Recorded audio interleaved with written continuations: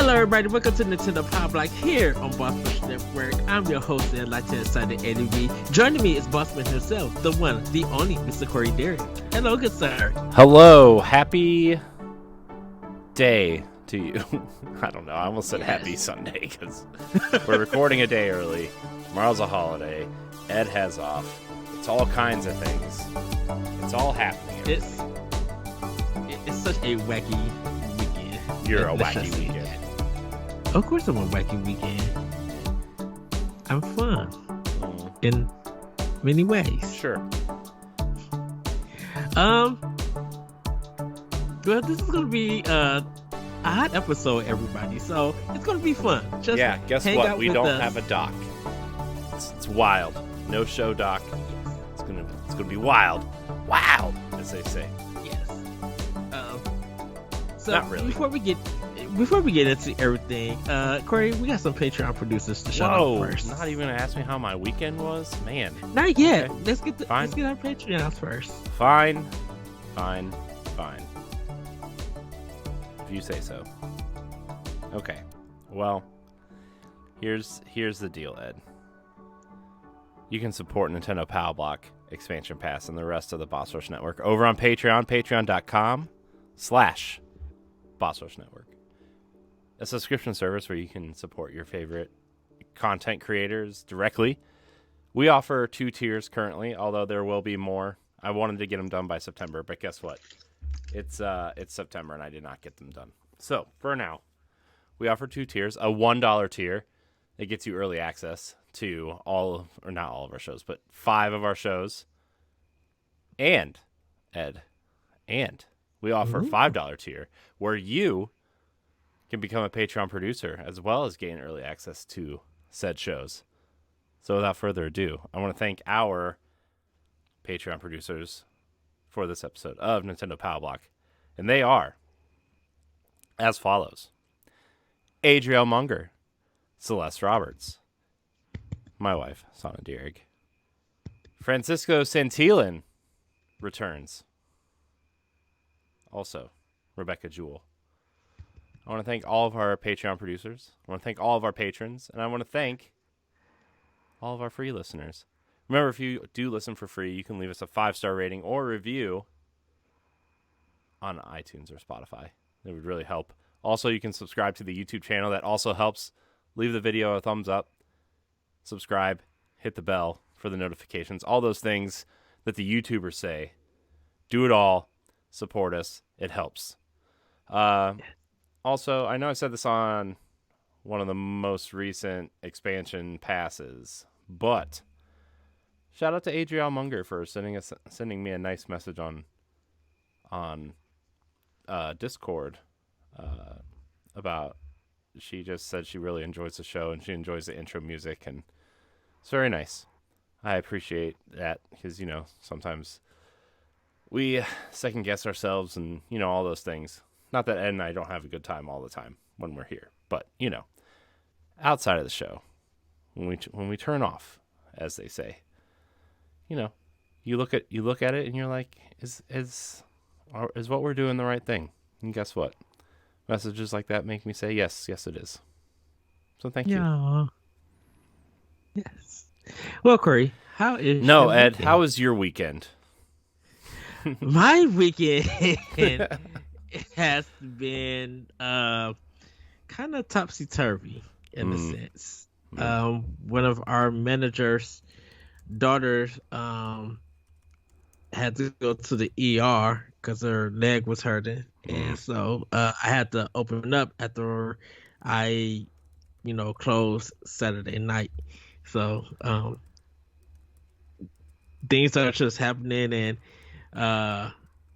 I kind of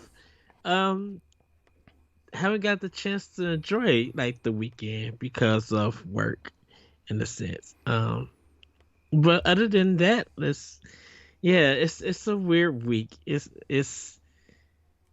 just weird. Ed needs help, guys. And normally I would be hyped or have something funny to talk about, but no, just I don't know. It's just this weekend. Well, you've had a long couple Yeah. days, dude. Like at work, Hmm. and you know, I'm actually shocked that you wanted to record tonight. So yeah, I mean, I I mean, I'm like, we had the opportunity to do something, so I know you just like we need to catch up on some things or get some stuff in.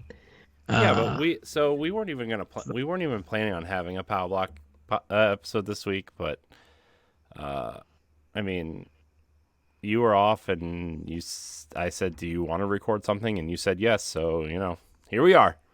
We're here. yeah, We're entertaining. Ed, do I have to be the energy tonight? This is not how it works. You need to be the energy. I'm the you one that's tired you all the know, time. let's reverse it. You be the energy No, today, look, and Ed, I had some Italian sausages with some green peppers ooh, and onions, and look, we ate over at my parents' house, and we had a lot of food, and I'm more tired than usual because I ate a lot. So hmm I need you to energy. Okay, even if you're at like a 2, I need you to be at like a 4 at least. Come on. I know you got an I energy drink or a Mountain Dew or some dang brisk it. iced tea laying around there somewhere. See?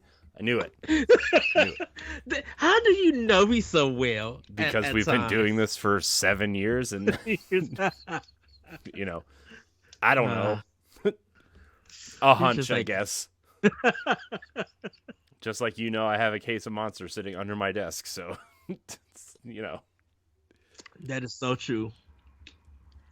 I was gonna buy some today, but I was just like, nah, I don't need that hype, Yeah, you do. that much hype. Yes, you do. Yeah. Yes, you do. Uh, Anyways. uh, Uh yeah, Ed. Good to see you. My weekend's okay. Uh we went over to my parents today. So, mhm. just because it's a holiday weekend, they haven't seen the kids in a little bit, so we went over there and hung out and ate a lot of food, and my kids found a bunch of baskets that they moved around, so I'm sure my mom is looking around for those. That was funny. Oh, wow. Those types of things. We went to the pool yesterday. That was fun.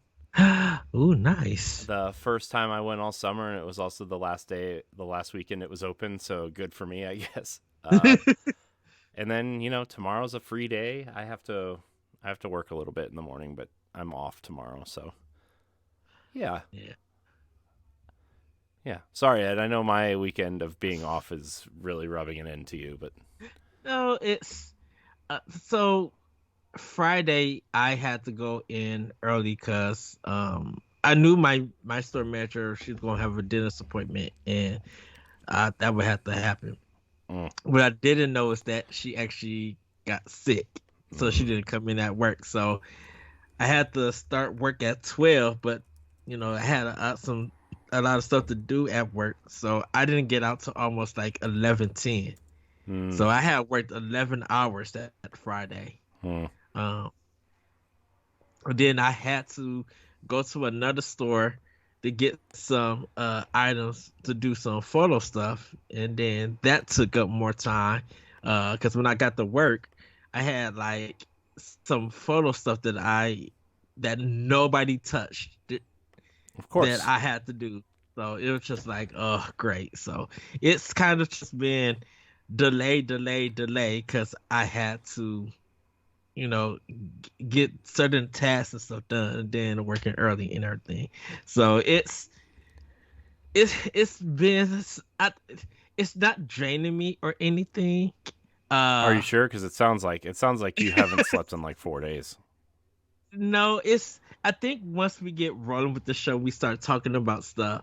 My hype level would get there, would get back. It's just, yeah, it's just I just didn't get to have a weekend in a sense. So I think, you know, once I get a full day off and kind of recuperate, and once I kind of get back into doing things, I'll be good to go. I'll be like hyping and everything. Mm. Um, it's just I just yeah, this weekend has just been, like I said, wacky ups and downs, twists and turns and stuff like that. Um, So yeah, but that's good that you got to eat, got to hang out with moms and pops. Um, yeah, it's good that you got to do that. Yeah, it was It's fun. good to it's good when I hear you in good spirits. Uh, and you're having fun. That makes me happy.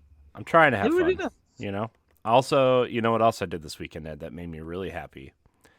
I literally reorganized every single asset from every single show that I/we have ever been a part of, including the Nerds Gone Rogue stuff and the DNA stuff. Oh I wow. reorganized all of it, and like, just it was took me a while, but I did it, Uh-huh. and it made me a little bit happy. So yeah, it was fun. Yay. Oh, what a Yeah. time! Well, Friday, since you kind of brought up food, I ended up having a supreme pizza of Domino's, and I brought the other associates a pepperoni and Italian sausage pizza because I didn't know what everybody wants. Um, but I was just like, since I'm going to be the only one here and I got all of this stuff happening, let me have some pizza with you guys. And Mm, then I had Chipotle burrito bowl yesterday, mm, and then sushi today. mm. But I did see something that one of my friends posted, uh, and it's Little Debbie's. You know those little donut Mm-hmm. ones, the cover chocolate one. They have a zebra cake one. Mm. So I'm going to see if one of the grocery store that I go to for my snacks, if they have it, and go grab some Hmm. and see if they got it. Nice, So nice. uh that's kind of just what. Oh, and I had some chicken nuggets also. But that's kind Chicken of what. nuggets from where? Yeah, from McDonald's, of course, the 20 Mm. piece. Okay, okay. I mean, who else have good chicken nuggets? I know Wendy's do have some good ones. No, They're a little bit small. you're They t- feel you're like t- some you're t- kids. you're talking to somebody who doesn't eat McDonald's. So But that's why I asked who. who has good In your chicken opinion? nuggets? Yeah. Wendy's, the spicy nuggets, Hmm. or Chick-fil-A, or I don't know anybody else. I don't. Well, see, I get the regular nuggets from Wendy's, but I get the 4 for 4. I mean, that's fine too. That's fine. That's fine. But they I've also never they had they spicy nuggets. why not? They say they taste just like the spicy chicken sandwich, but in nugget form. Cause You you know what you know could do how. though. You know what you do. You buy a little nugget. You buy a 6 pack of nuggets. Okay, take them home. Hmm. You get some King's Hawaiian rolls. Put a little bit of mayonnaise on there. You put the nuggets on the Mm, Hawaiian rolls. Eat them. I've never done it, but it sounds delicious because I just saw a commercial for King's Hawaiian rolls earlier. the best. When it comes to breading or rolls, the best. Yeah, it's pretty good. I gotta tell you. I So. like it's one of the things that I definitely have to have during Thanksgiving. Mhm. Mhm. Um, Mhm.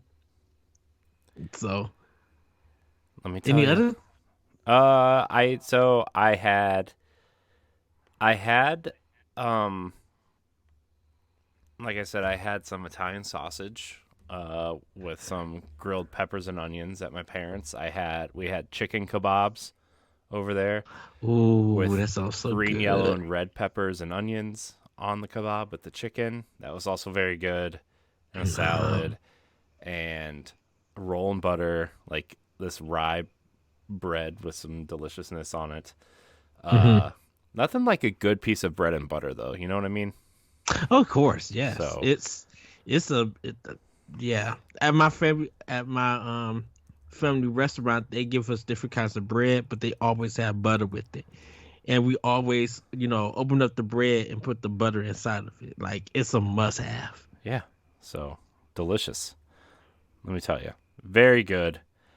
Uh, and then my mom made these chocolate chip cookies. So, she has these little, like, little pans that you put the cookie dough in, and then Yeah. you put them in the oven, and then they turn into like these giant chocolate chip cookies. Oh, so good. I had two of them. Shh. Uh, I had two of them, and they were so good. Well, you Uh, didn't have more. because man, I gotta let other people eat. I can't be an How animal. many did how many did she make? I don't know. I think she made like one for everybody, but my wife didn't eat one. Maybe she did. Maybe she had. Okay. Maybe she shared with the kid. I don't know. I don't know how it happened. I just know I had two, and they were delicious, and I want more. Ah, I love cookies that's like Mrs. Fields cookies. Like it's that nice soft cookie, but it's so chocolatey and a bit moist and buttery. It's just like Yeah, these are so good. I think that's why I eat like the soft and chewy triple Hoy ones. yeah, Like if I do like hard cookies, yeah, I'll do like Oreos here and there or the triple Hoy. But man, nothing like those Aldi's like ice oatmeal cookies. hmm. Or sometimes I'll get the raisin ones. If like on a whim, but normally they're ice oatmeal cookies. I'm always getting if I'm at Aldi's. Yeah. It's very good. It's very. So I love a good cookie.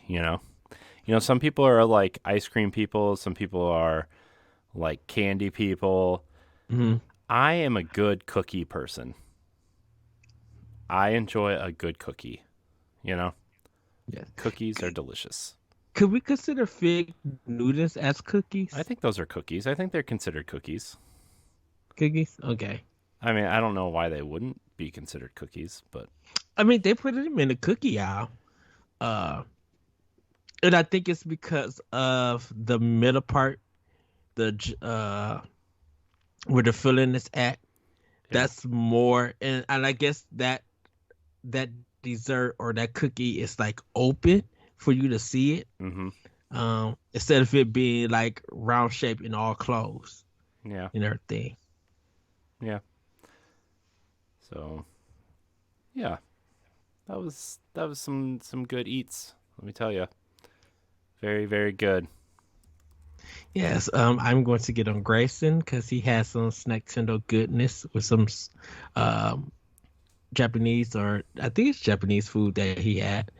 He took a picture of him like, when you come on the show, you must tell me all about this. Yeah. I have been having uh hunger for a Chicago style hot dog, and Mm. I'm just may get one tomorrow, or Tuesday, Okay. unless there's a Nintendo Direct this week. I'll be like, well, I'll be having this I during the mean, Direct. look, we're gonna talk about this theoretical Nintendo Direct because that's probably gonna be the docked mode or topic for the show because I have a lot to Okay. say, especially because like I saw some stuff about the Mario movie come out today, Mhm. and I saw some other things that I would really like to talk about, like the return of Atari and how they're kind of talking to Nintendo a little bit. I heard on a podcast today. So, like, I'm like, we got a lot to talk about. The Wii U shutting down services this month. So, we have some things to discuss, Ed.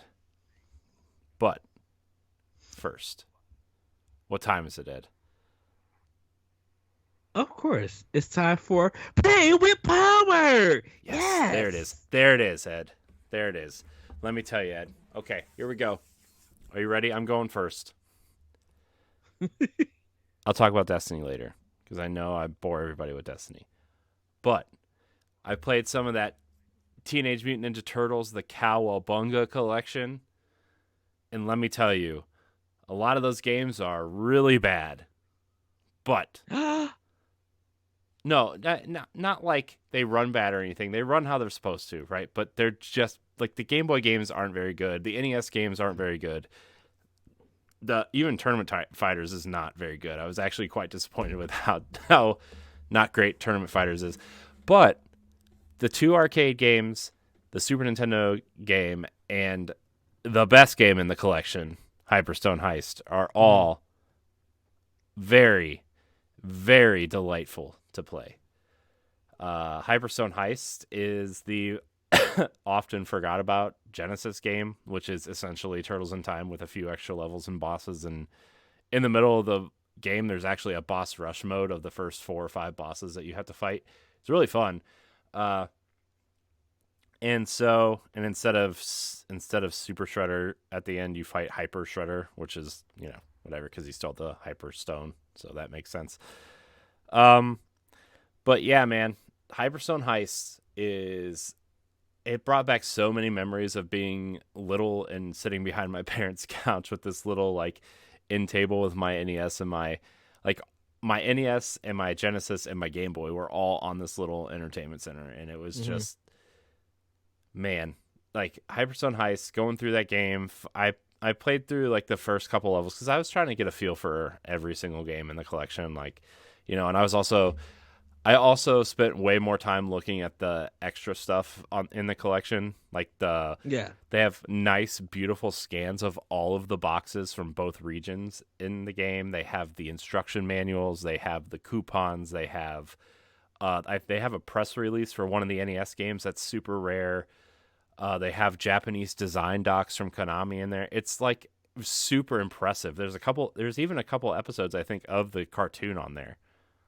The only thing, the only thing that's not in there, Ed, is the original compilation of the theme song. They use the same, like when you put launch the game, they use the same song and animations from the Shredder's Revenge, which is fine. But like that was like the one thing that I was like, oh man, it would have been so cool if you turned it on and it was the 1980s Ninja Turtles cartoon, that theme song. But it's the one that they re-recorded, which is if that's the only thing you couldn't get, dude, the licensing nightmare Konami and Nickelodeon probably had to go through to get some of these games. Like, man, Hyperstone Heist, but licensing as in. Because Nickelodeon owns it. Well, they own the TMNT license now, but they don't own the rights to the arcade games. They don't Konami owns the rights, but also you have to get IRM involved because they own like distribution rights and they own some development rights, and like a lot of the games are actually extremely hard to play these days because there's so many different hands in the pot. That's very weird because Konami developed and published. That's why they redid that's why they came out with Turtles in Time Reshelled on the 360, right? Because they couldn't lock down the arcade rights to sell it at a decent price. And it was actually cheaper for them to remake the game than it was to get the rights to this game. Wow. So that I didn't know. I thought because Konami, and plus Nickelodeon didn't own Turtles at the time.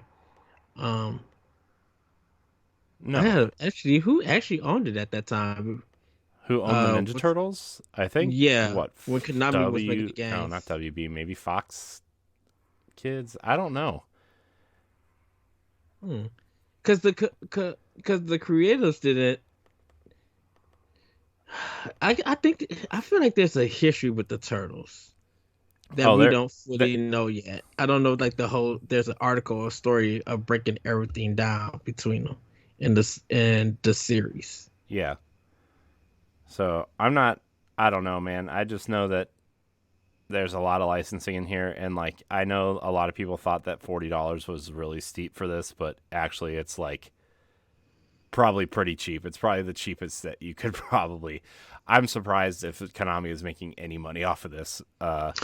They probably are making. They're probably making some money. I don't know how much. I'm sure they're making some money, or it wouldn't have been worth it to do this. But also, like, it's probably not as much as like, I don't know, the Castlevania collection, right?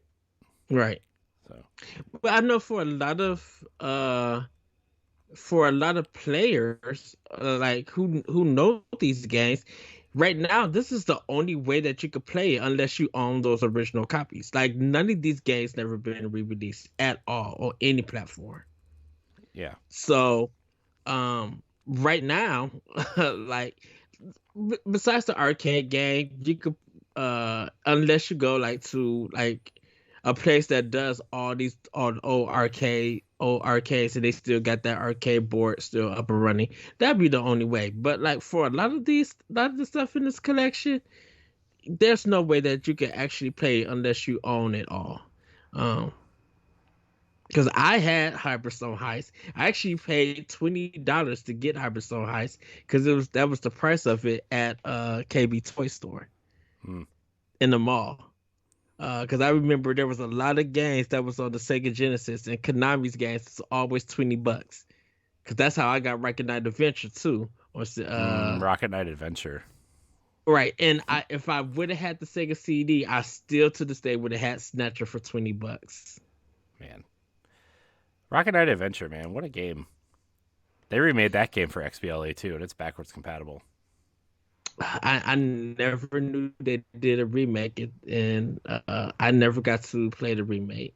Well, it's only like $10. I'll probably pick it up, give it a try. It's not great, but it's fun. It's fun enough, we'll say. But yeah, that collection is really fun and super nostalgic. The thing is like if you want a good Ninja Turtles game, go buy the Shredder's Revenge. But if you want that nostalgic feeling and like you were nostalgic for these games back in the day, and like so like the Game Boy games aren't very good. I've never even played 3, and I checked that out. And like 2 and 3, the sprites are for those turtles are huge. It's like Metroid 2 size sprites on these games. Ooh, Yeah, that's too big. yeah, it's rough. And like I think the third Game Boy game is actually like a Metroidvania style game. Yeah, they did say. Yeah, they did say it was. Yeah, which is super interesting. The NES games are like they're fine, right? I mean, the first game is just bad. The first game is bad, but the thing is, though, Great soundtrack though. oh yeah, For the first soundtrack's game. awesome. But that's the only good thing about it. The Yeah. thing is that Konami and whoever like helped develop this, I think it was Digital Eclipse, like actually Yeah, it went was. into some of these games and retooled some of the like jumping and assets to make them play like they're supposed to. Yeah. And like other than the NES game being an NES game, like there's no like glitching, there's no asset disappearing, like it plays and looks great. And well, great as in, whatever. The arcade game, the Ninja Turtles 2 and 3 are kind of like they're on the same engine. I don't ever remember really playing Turtles 3 on the NES either all that much.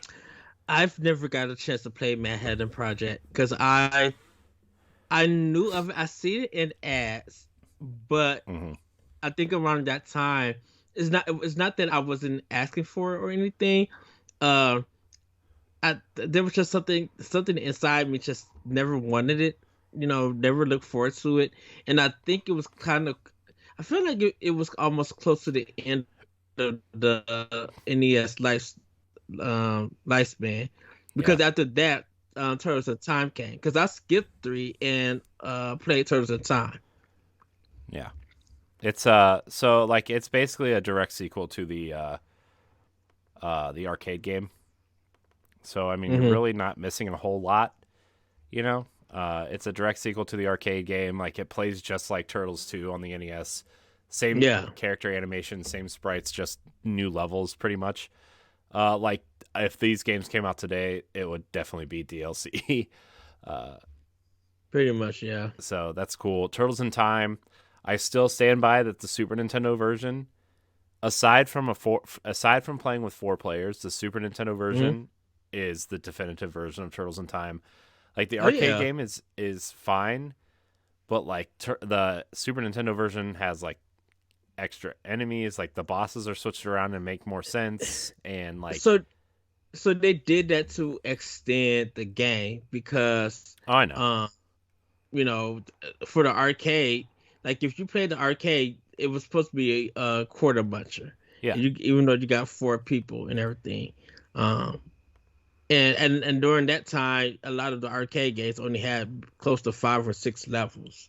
Anything. Yeah.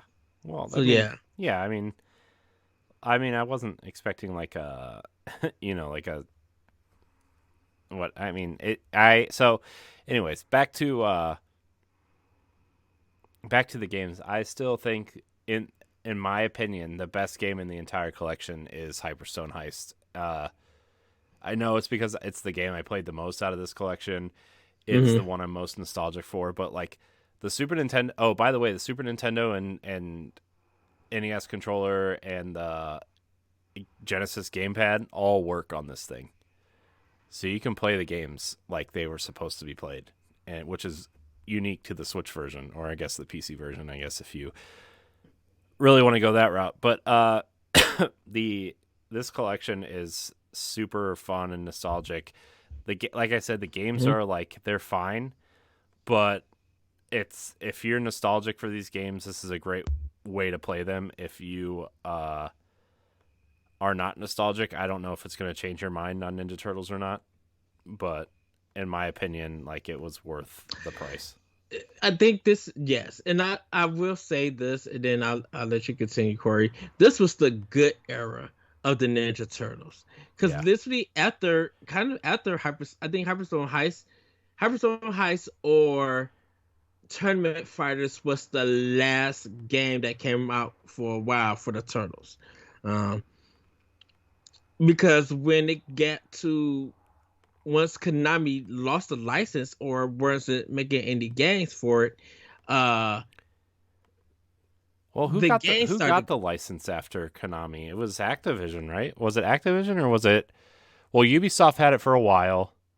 Yeah, Ubisoft had it for a while. Activision got it then because they hired Platinum to make that their game, and Right, and then then they it made those two reverted. downloadable ones, right? They did the arcade game, the original arcade game Hmm. for 360. They did the that They did a Turtles Malay style game. that was Ubisoft. That was Ubisoft. That turtle like the Wii Smash Up Turtles one that's like Y- Smash Yeah, Brothers. I think when you said the arcade game, I was thinking of you was talking about Ubisoft, so that's why I Oh. said that one, and then uh But uh who did the like the GameCube and PS2 era ones? so Konami did those. Okay. Konami did two of those. And then that's when it went to Ubisoft, and then it went to Activision because Activision was last. Um Yeah. Activision was last with it because the last one that I remember was the Platinum Games one that they did, because that Malay one that was on Wii, that beat 'em up one was, I think, still that might have still been they might have been Activision or Ubisoft, but I think it was Activision. Yeah. Um so yeah, anyways, like this game super cool, super fun. Highly recommend if you like the Ninja Turtles even from just like an educational standpoint Hmm. of these games, like the extra stuff in this collection, like I said, is wild. The amount of extra stuff in here. And even if you're just curious where these games came from, or uh that just like the history, or you want to see the box art or concept drawings or anything, it's all in here and it is all awesome.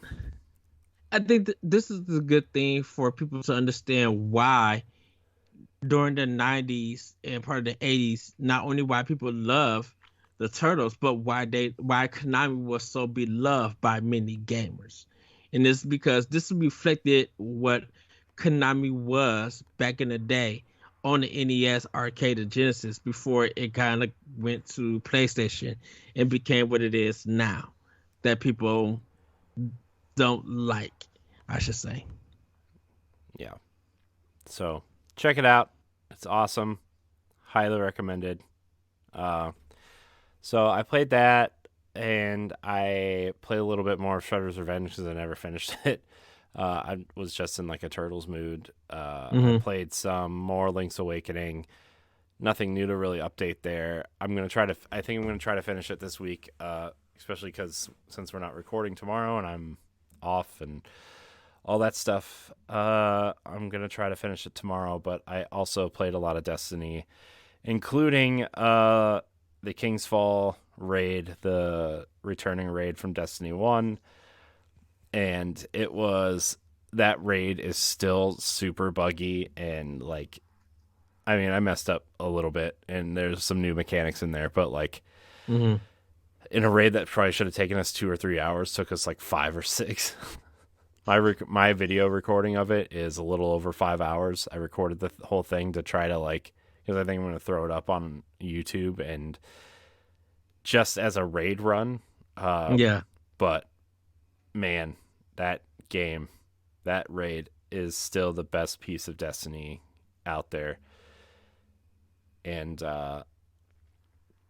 yeah, I don't know, man. It was so much fun. Um, the encounters are still just as memorable. And it's amazing because like I remember playing it in Destiny 1 and it looking good, but like they did a lot of lighting work and texture work, and uh I think they replaced some of the character models specifically Hmm. with new versions of them. And like when you see Oryx climb up over the side of that ship, man, and you see how big he is, and like and you know, it's just, oh my gosh, dude, it's so there's just so much here. Uh, it's still my favorite thing in Destiny, and I'm glad like I don't have to have Destiny 1 downloaded to play it or find 5 people that play Destiny 1 still to play it. Uh, Hmm. so I did do that.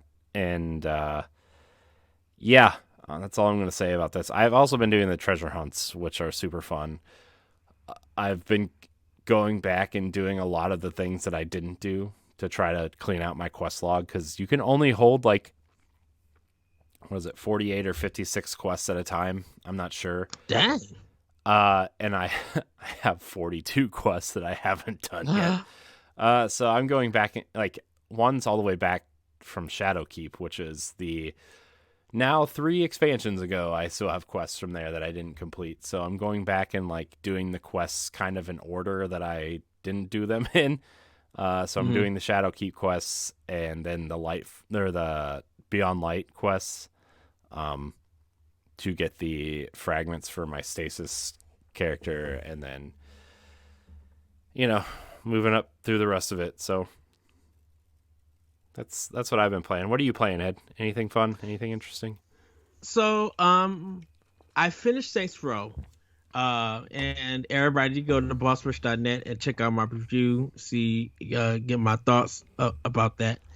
And uh, I had fun. I was listening to Crossroads from last week. Listening to Story and Laurent talk about it because they're playing it too. And I was listening to everything that they were kind of saying with it. And that what they kind of said kind of reflects what's in my reviews, that it's a bit repetitive, but like shooting the guns, moving around, some stuff being very comedic and everything and just outlandish.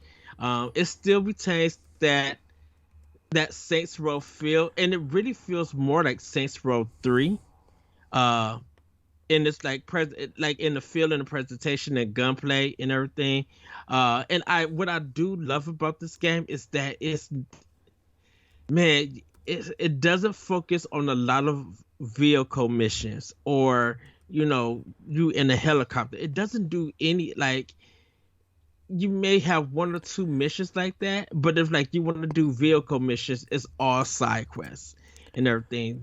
You're not forced literally to do anything where the driving is so bad, or you got to drive and shoot at the same time. You don't have to do none of that, which I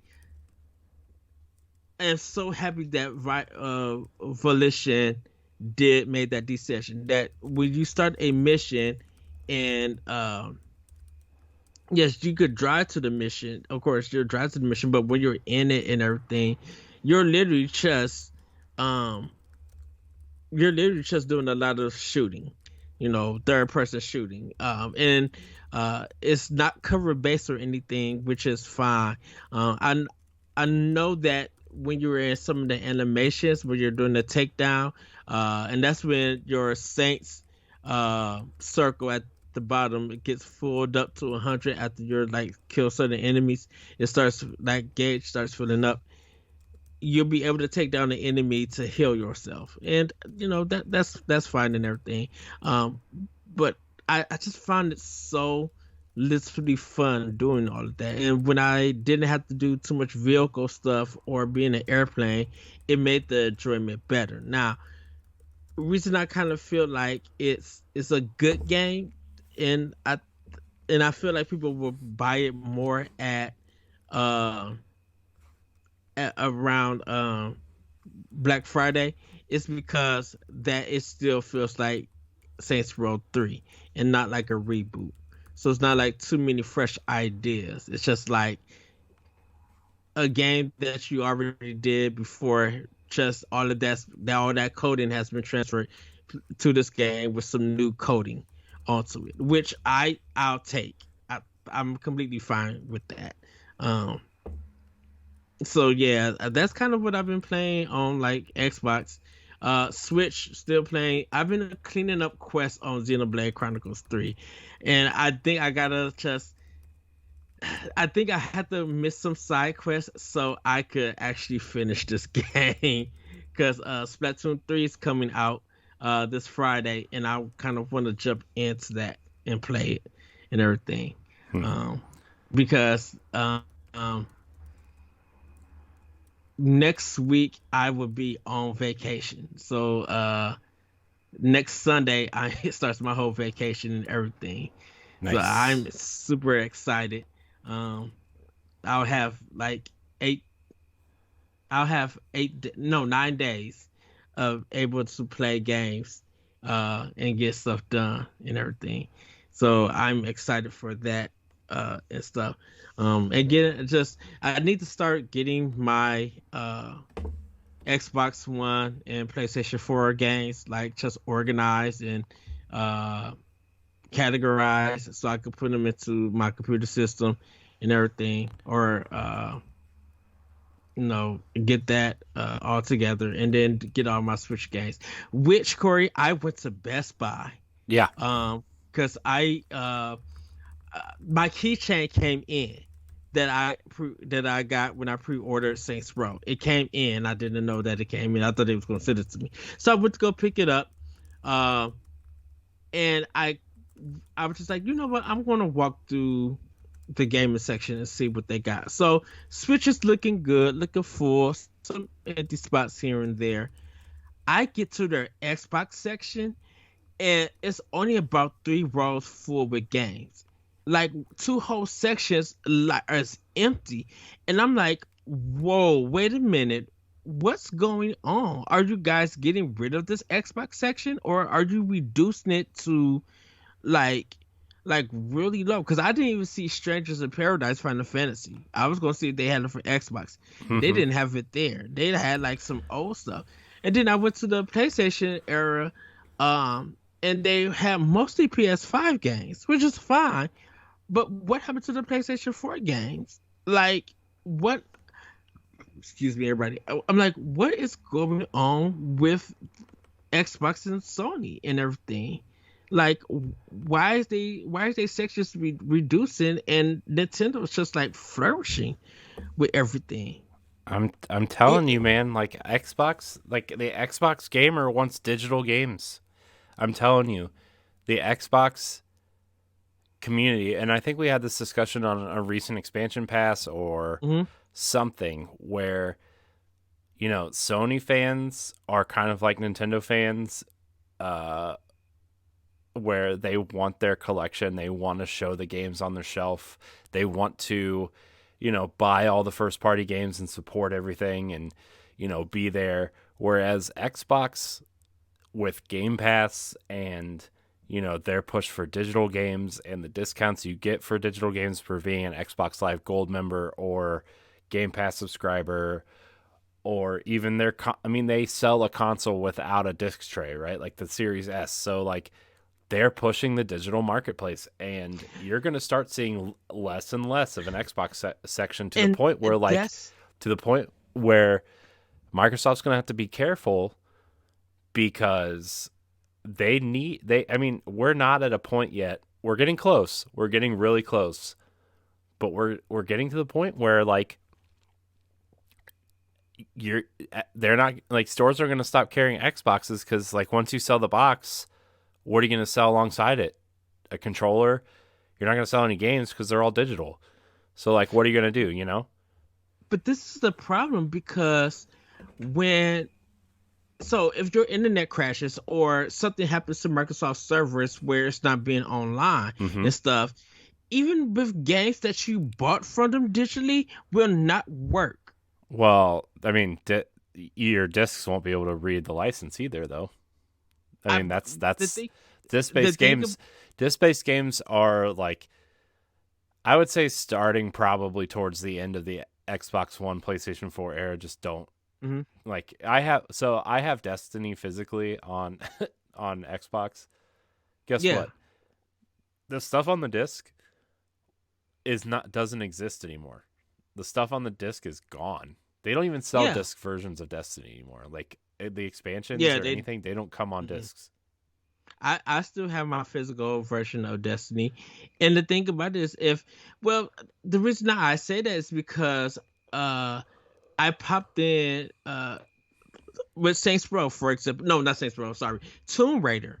Mm. Because something happened to the online. I was connected, trying to get my system connected. I had rebooted everything with my internet. My internet was working, but my system was acting just weird. So I was games that I literally had purchased, games that were games with gold, no Game Pass. Well, I don't have Game Pass anymore, so I'm fine with that. I couldn't play for some on a reason because it couldn't check online to Mm-hmm. see if it was a legit copy or whatever. Uh-huh. But I put in my Tomb Raider. I had Tomb Raider 3 installed, and you would think that if it's going to be just based on the license, then that should have been part of it. No, I was able to play my physical versions on my Series X, and it's just like this is weird. I'm like, if I bought it digitally and everything, I should be able to play it. Because the only games that I don't own is anything with games with gold. That's the only Yeah. stuff that I don't own. Everything else that some of the stuff that I still had when I had Game Pass and stuff, I deleted. I got rid of. I'm like, because I don't got the service no more. Yeah. But like the stuff that I bought digitally on do Microsoft service or do Xbox, I should be able to play and load up. If Mm-hmm. my Switch goes offline, I'm still able to play my digital games on there. Yeah. The thing too though is like I've actually been playing around with canceling my Xbox my Game Pass subscription just because like I don't have the time. I prefer to play on my Switch and like the only game I put any like real time into, right? I'm probably going to buy, like and I like if you asked me that a year ago, I would have said you were crazy, and I'm sure I've said that to you multiple times for canceling your Game Pass subscription. But like I was thinking about it today, and I'm like, because I'm playing around with canceling our Netflix subscription. Except we just started watching a show on Netflix called Uncoupled. I don't know if you've heard of it. Yeah, It's Neil Patrick Harris's new show, there's and it's yeah. it's really good. I've been watching it. I got like 2 more episodes that I need to Yeah, watch. it's really good, but like my point is like I'm trying to see where we can like cut corners because I want if I'm going to spend money, I want to spend money on things that I'm going to utilize and stuff. Mm-hmm. But it's just like I don't know. I just feel like I'm not utilizing my Game Pass subscription enough to warrant me having it, which is it's kind of sad, but also like super true. Which I think that was the thing that we did expansion pass on, and we talked about Game Pass, coming to Switch and everything, and we kind of thought that people would use Game Pass more for Switch, but I think the thing with Game Pass that I personally had a problem with is that anything on it I've already owned or played, so it's not offering me anything new. Uh, for other people who want to experience Game Pass, that's great and everything. But then you got this huge collection. There should be more games on the systems or that people experience during Game Pass, and always feel like it's sometimes the same game. They haven't moved away from that. They get hyped that new games are coming to Game Pass, and then barely anyone checks them out. And I can't say anything for PlayStation Essentials just yet until I hear more people I talk about that service. I don't think that service is doing as well as they want it to. Um, I mean, I don't know for sure. I'm not invested in Sony the way I am Nintendo or even Xbox at this point, but like Hmm. I listen to a lot of PlayStation podcasts, not a lot, like a couple. Uh and the couple PlayStation podcasts I listen to and the couple Xbox podcasts I listen to, they're all just kind of like it exists if you want it. You know, it kind of has almost has like a PlayStation Now uh kind of feel to it, and it kind of I don't know. I kind of feel bad, but also I don't know if they know what they're doing with the service yet. You know, I mean, they haven't had a good rollout cadence. I mean, it's going to take a while, right? Like, it's going to take Hmm. probably like 6 months to a year of this service being out before they have a good cadence of rollout and whatever. But like, I've heard like since the service launched, they haven't released anything prior to PS4 since launch, except for like, I think next month they're getting the second Siphon Filter game and the PSP version of Toy Story 3 for some reason. Yeah. So, yeah, I don't know. I mean, look, I'm all for these subscription services. I think Nintendo's classic service actually does it the best, where you have the module and you download it and they update the module, right? So you like when there's a new Nintendo 64 game out, you don't really have to wait for like a 10 gig update to the module, right? Like it says Nintendo Switch Online has an update. You download the update, and then it just appears in the emulator, right? And then you can play it and Yeah. do whatever you want. And I think that's awesome. I think that is the best solution. You know, I almost wish Game Pass was like that. And like technically, I guess you can filter it by console, right? Which I guess is essentially the same thing, but like I guess PlayStation is just like all over the place. You can't search by release date because they all say 2022 on them. So yeah, I don't know. I get again. Look, I don't want to judge it until it's been out for a while, but just from what I've heard externally, it seems like it needs some work. But Yeah, because I think Austin and LeBron has it yeah, that I know of. yeah, Um, and I think for Game Pass, you, Jesse, um, David, and I think Story, um, and maybe Stephanie has Game Pass. I think.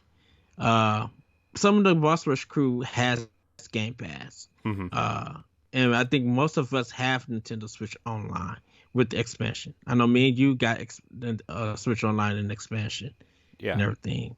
yeah, and And I do play games on it. Like I play some of the Genesis games on it. yeah, and I was actually looking through Game Pass today, and I actually forced myself to download some stuff to my console from Game Pass just to be like, Hmm. I'm not utilizing this system enough. I know I'm really into Destiny right now, but like there are games on here that I've always kind of wanted to check out. But like I also went in and I realized 3 of the 5 games that I downloaded I already own somehow, you know? Like Final Fantasy 13 and Dishonored and the Fable Anniversary Collection. Those were all games that I went into Game Pass and downloaded, and I realized I already owned them.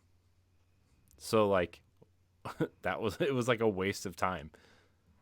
Right. I actually bought Fable 2 and Fable 3 so Yeah. I could play them because I never got to play them or Yeah, anything. I own all three Fable games. I own the Dishonored like I bought that Arcane collection right before Microsoft announced they were buying Bethesda.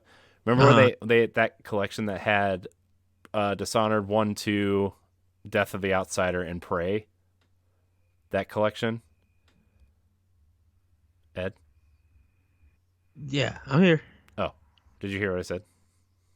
Yeah. Oh, yeah, that collection I ended up buying, and then like 2 weeks later, they said they were buying Bethesda, and all those games are going to be on Game Pass. I was like, oh, Uh great. But I mean, look, I'm not going to be playing Destiny 3 or 4 times a week forever, right? Like this right. season's going to come to an end, or when the Christmas stuff comes around, or I might be burned out by the time, in a couple weeks, whatever, but like right now it's exciting time. So that's where my head's at. But I don't know, man. Like I told you, if the game is on Switch, I'm going to buy it there because that's just where I want to play games, Like I said before, like if it's not on Switch, I'll play it on Xbox. If it's not on Xbox, then I'm probably not playing it for a while. Pretty much because like for me the next game on Xbox literally is um Call of Duty Modern Warfare 2 because I got the first one and I want to see what the campaign is. That's the only one that's left because everything else is pushed back to next year. Where at least with Switch, I got something almost every week if I'm looking forward to. Like this week is Splatoon. In a couple of weeks, it's going to be Bayonetta and Nier and Mario Rabbids 2. It's like it's going to be a bunch of stuff and everything. But Yeah. like for a lot of the third party, if it's on Series X, I'll get it there. The only ones that I won't get is the PS5 versions of games if it's not on PS4. Like the next PS4 game, even though I got Horizon, the next one is going to be God of War Ragnarok, and that means I only to if I look at it, I will only have two PlayStation games that I bought this year. It's two more than I got. You know, Uh, yeah. I mean, the thing too, though, with PlayStation is just like,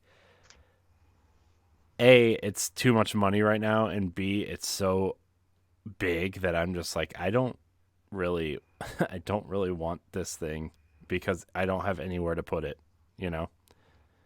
So that's I'm to me it's more because I'm more concerned about the games than the size of the system. yeah. Well, It's I mean, it just has games that I want to play, right? Like it has the Uncharted collection, has God of War Ragnarok, it has Horizon. Like those are 3 4 games I would totally play again. mhm. Uh, and I will at some point. Just you know, not on a system that's the size of my house. I think some people gonna feel like, why would you not have that same feeling for PlayStation like I have done with Nintendo? Like, Well, the why thing is it is the Switch is cheaper and it's smaller and I can take it with me. Those are three reasons. Plus like, the obvious reasons like Zelda and Mario Kart and all the great games, but like Well, I think some people might feel like, well, you know, you talk about Uncharted, like you played that on PS3 and everything. well, I did. Uh, I did play it on PS3. oh, I know, but I'm talking about me. People Oh. asking me, but I wouldn't get that on PS5 or The Last of Us or something like that. But if it's like Wind Waker, you played it on GameCube and we bought it on Wii U, and if it came to Switch, you'll buy it again. Why is that acceptable, but not for PlayStation? And for me, it's I will rebuy some games that I have played before and everything. Hmm. Um, and I know that's different. I know that's contradicting about what I said with Game Pass and everything. But there are some games that I would rebuy because they did some updates, quality of life changes and everything. That I'd be like, okay, I know with Nintendo, if I don't get this now, if anything in the future happens, at least I would have a copy because Nintendo don't re-release a lot of games. The only reason why they're re-releasing a lot of Wii U games is because people didn't play a lot of those titles on that system. Mm-hmm. And you know that the moment someone gets the itch of trying to find that Nintendo game, they're gonna go online and they're gonna see that price jacked up 3 to 5 times its original price if they want physical. Mm-hmm. You know, Yeah. I mean, the thing is, for me, like with physical stuff, like Nintendo's the only console that I get physical stuff for anymore. I mean, even Destiny, like they have these really cool collector's editions that, like, yeah, I would get them if I had like more money and no kids and no wife. Like, I would definitely get them. But like, it's just more stuff that, like, at the end of the day, they get like the game is a live service game, which that's I think games like Destiny and Fortnite and stuff, they don't need physical versions, right? Those games are mm-mm. constantly updating, and I Yeah, mean, like I said, they don't even sell physical versions of those games anymore, right? it's not even the same game that it was when it was released. Right, but when you hear stories of, like, look at the Cyberpunk situation, right, where the game on the disc was like totally broken, and even the day one stuff like made it playable, but it wasn't, you know, it wasn't where it needed to be. And look how many updates and patches and content they've put out for that game since the game came out, right? That game is totally different than the one you would get on the disc. So, like, I don't know. Even third party games on Switch, I like hesitate to get. Uh, Hmm. Especially like you look at something like Doom or Wolfenstein. Yeah, those games have physical versions and they're great physical versions. They're cool. They're cool boxes to have, but like if you can't connect those games to the internet and you don't get those updates, you can't play the game because literally half of Wolfenstein you have to download. You know. Yeah, I was watching Digital Foundry about Wolfenstein 2, the New Order, and it would be, to me personally, that would be a game that if I feel like I need to buy, yeah, because I haven't bought it yet. If I want to buy it, I could go out and buy it if it's cheap. Cool, that's fine. Or if there's a good sale digitally, that's fine. I'll get it there. Because I beat it on PS4 already, so there wouldn't be no need for it. But I'm just like, this is Nintendo, and it, from what I hear, is some great things. So I'm like, I could double dip if I feel like it with that. So, oh, you muted again, Corey. Oh, whoops, sorry. My son woke up and he's kind of crying, so I'm trying to like Okay.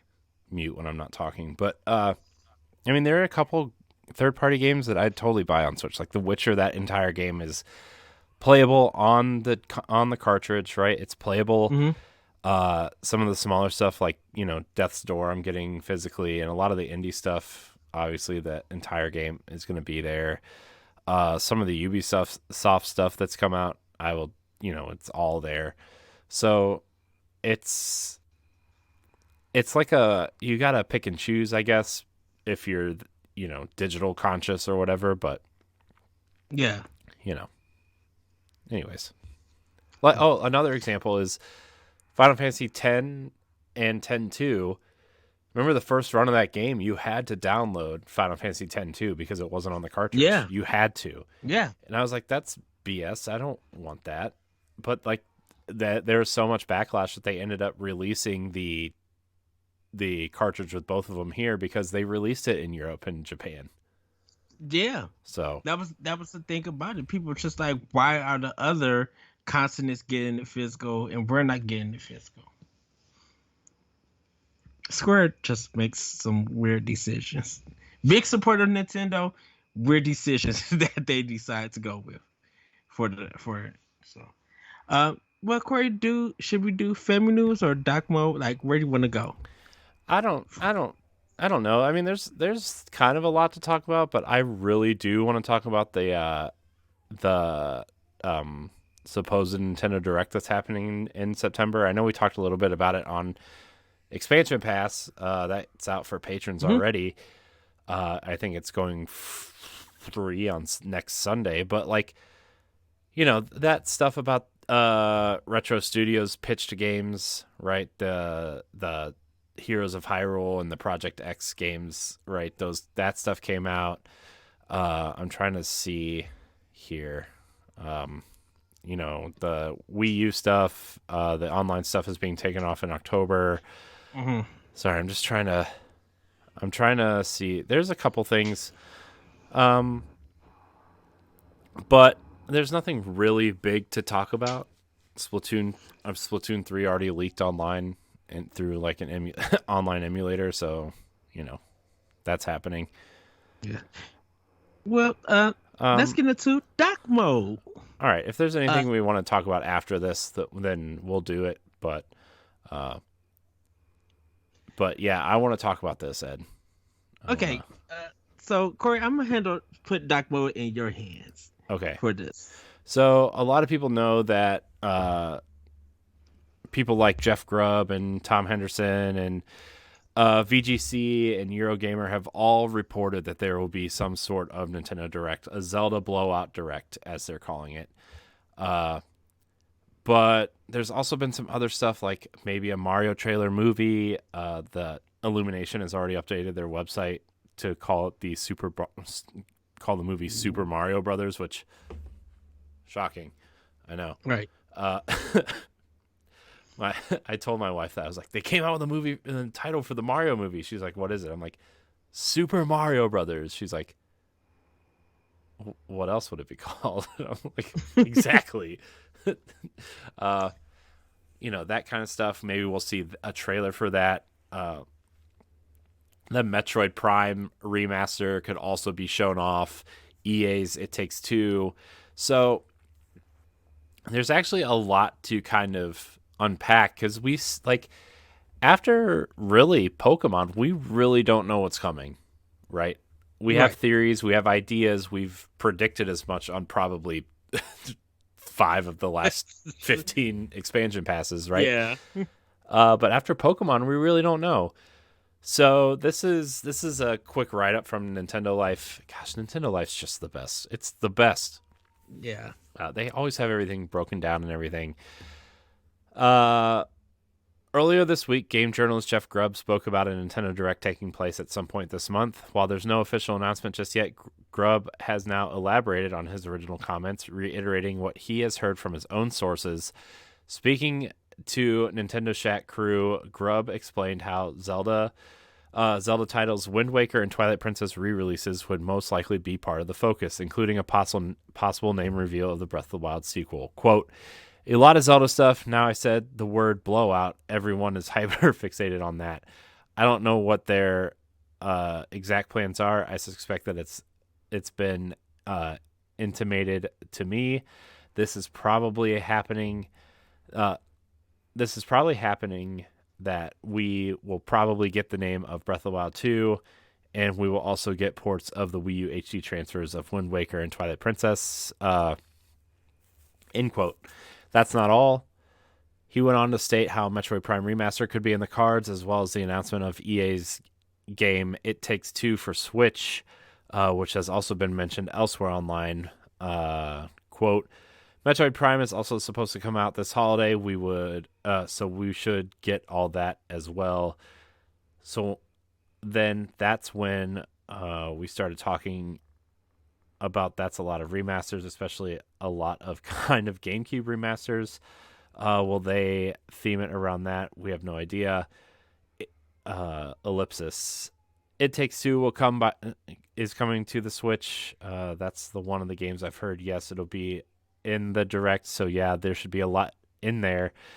It should be pretty big. It should be much bigger than the series of stuff they did throughout the summer when they didn't have a real general Direct. So it's exciting, and I'm looking forward to it. Beyond that, Jeff says he doesn't know any of the fine details of the rumor Direct, such as length, other participants, and an exact date. He also took this opportunity to mention how Nintendo has, quote, been holding on to so much of this stuff for so long, and then it takes forever for it to apparently decide when certain games will be launched, referencing the rumored Fire Emblem game as an example. That's supposedly just sitting at Nintendo HQ ready to be released. So, yeah, that's a lot to unpack. I mean, this sounds like the perfect direct for me, right? Fire Emblem, 3 Zelda games. Uh, Mhm. I mean, Metroid Prime also, like, that's like the perfect direct for me. But like, I know you're going to say it's probably not happening. But if this is the supposed direct that we're getting, what are your thoughts on this? Like, is this enough to make a direct out of? Like, how do you think Nintendo will position this? How long will it be? When are these games coming out? Because I have a lot of thoughts, especially if there's 2 Zelda ports coming. I have a lot of thoughts on this specifically. So, I think it is happening this month. Um, when it would happen though, when they was just like it'll happen on the 12th, I'm like Nintendo was not going to do a direct on a Monday, so you could throw that out. If they were going to do anything like a direct, they would have to do it this week before Splatoon. But I think they're probably going to wait till after Splatoon is done so they could focus more on the fall and the winter.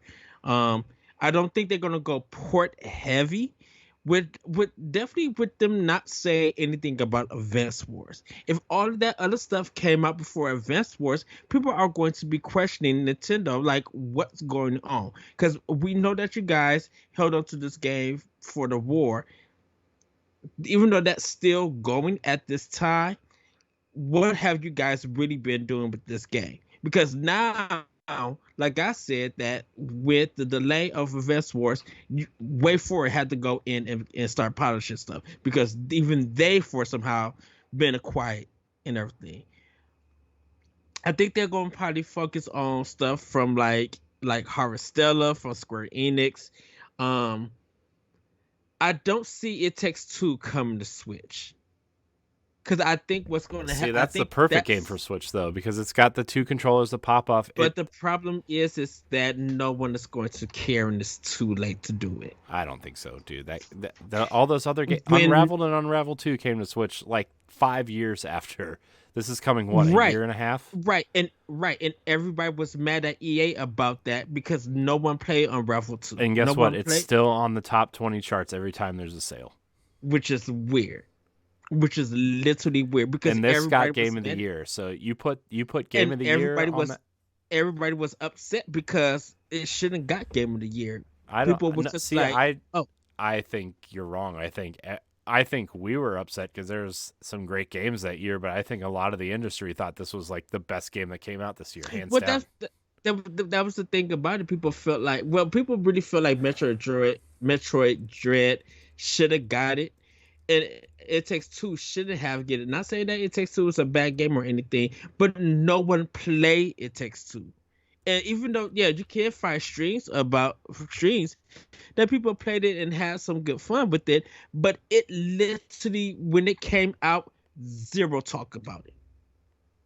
See, Even journalists was giving it zero talk and everything. So it was just the fact that with EA bringing, I don't know if EA is publishing or anything. The fact is that when these games come out for these other platforms, these indie games, the Nintendo version should be there also. Not saying that it's always going to be there, but if he's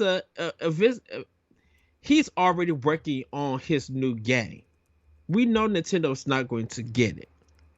I understand that, it would be perfect for local co-op or something. But with EA, it's too late for you guys to bring this game when this game should have already been out. see, I don't. But this is I the think way that's that where you're wrong. I but think this it's fine. I but I think this is the way that EA is trying to show, and I'm putting in quotations, support for Nintendo. They're bringing these games, but they're going to be bringing them out late and everything. I mean, I mean, I don't it's disagree with you on that front, but I think that this game's going to sell way better than you think it is. what the thing about it is that it can't drop no time soon. Because if you try to drop against some of the games that's hitting the rest of this year, it's going to get demolished. There's no way that It Takes Two is going to. It may sell well, people are interested, but EA is going to have to do some big pushing, marketing this game on Switch. they're going to have to do a big job. And if EA is not doing it, that's going to be a problem because all of those other games are going to crush it.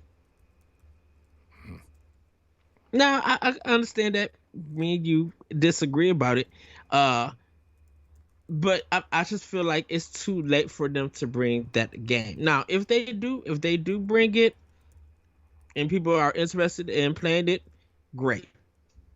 That's good.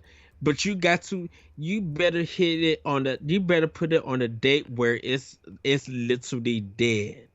And they need to market it and stuff. See, Because if it's I just think this game what's going I think this game comes out during the Game Awards for Switch.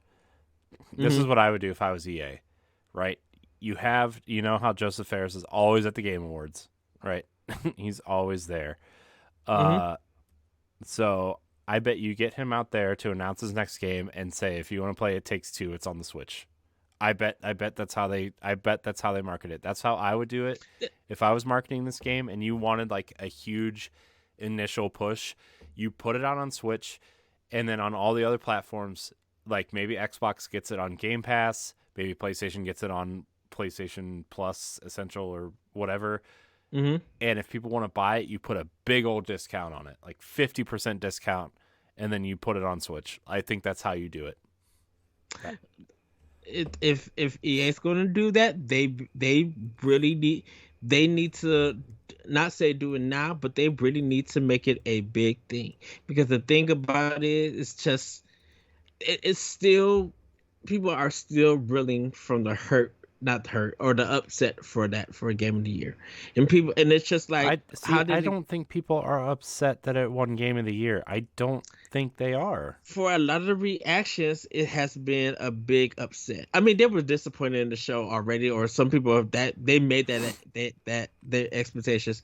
But I think because Metroid Dread was so good and so memorable, and people have been, were buying it and playing it and still showing it off, and I guess it was more noticeable, and people were talking about it that it should have been uh it should have kind of it should have won game of the year for a lot of people, and a lot of people just felt like how did it takes to win, because if I didn't vote for it and a lot of people not talking about it, how did it win? Because it's just like, did my vote even count? Because it came into question about the Game Awards. Why in the heck are you having us as the community or people who are going to watch it vote, and it doesn't do anything if all your votes really count for all the journalists and everything? You I know, mean, I guess, but uh, yeah, I don't know. If I think it's a great way to show off the Switch. I'm shocked that it wasn't there initially. mm, I don't know. I mean, I'm not shocked because Joseph Ferris has already said he doesn't really care for the Switch, but also like that would be totally be the game that you show off for Switch. It's a co-op game. It's a platformer. You know, the Switch comes with two controllers theoretically already, right? Like that's just the game that you show off, I feel like. mhm. So I don't know. I think I But think what's also going. I like this is think the game I'm least interested in this rumor. So what do I know? right, and I think everything else is a possibility. Is thrown up in the air that could happen. I feel like a lot of that would be something that they were announced in November for their last direct of Nintendo was going to do that or whatever they changed it to. I mean, if they want to announce those games for this direct, that's cool. But it's going to be like, man, I think people are going to be like, I want to see what some of the third party is bringing. Um, I want to see what update is going to be with Bayonetta, what update is going to be with Mario and Rabbit Spark. What's going to be with Pokemon if they do it? What is these montages going to be? Are we getting another collection? I think there's so much other stuff that people are excited to see. Like they want to see Silk Song, even though I was surprised that Microsoft had it, but that's a great get for Microsoft. And if Silk Song can be in this presentation, that's what people are going to be talking about. You know, what is Digital Devolver doing? Like, Trek to Yomi, are we getting that for Switch? That some people might be interested in stuff. You know, if Nintendo's going to bring Zelda, Twilight Princess, and Wind Waker, it will happen. When it does happen, though, it's going to be. Are you using this to fill the gap that we missed because Breath of the Wild 2 is not it's not there? Because if I was going to announce Breath of the Wild Mhm. 2 with its actual title, I'm not doing it in September. There's no way I'm doing it in September. Anuma wants to come out and make this a big thing. See, So if I was here's my thing with those games now, right? Where like Mhm. these games are going to come out. I feel like Breath of the Wild is being pushed to next holiday. That's my thought. to holiday 23, Mm-hmm. And I I think I I think I I agree. think you're going to have a 1-2 punch with, I would say, Metroid, some sort of Metroid Prime or I'm, Metro. I'm I think in Prime 4 is leading spring or summer. I mean, they're going to put out the second two games before then. You're not going to put out Metroid Prime 1 and then 4. I feel like, here's what I think though with Zelda. I think you're going to put out one of the games this fall, right, in October, because we were Mhm. talking the other night where Nintendo doesn't have anything between Splatoon and Bayonetta, right?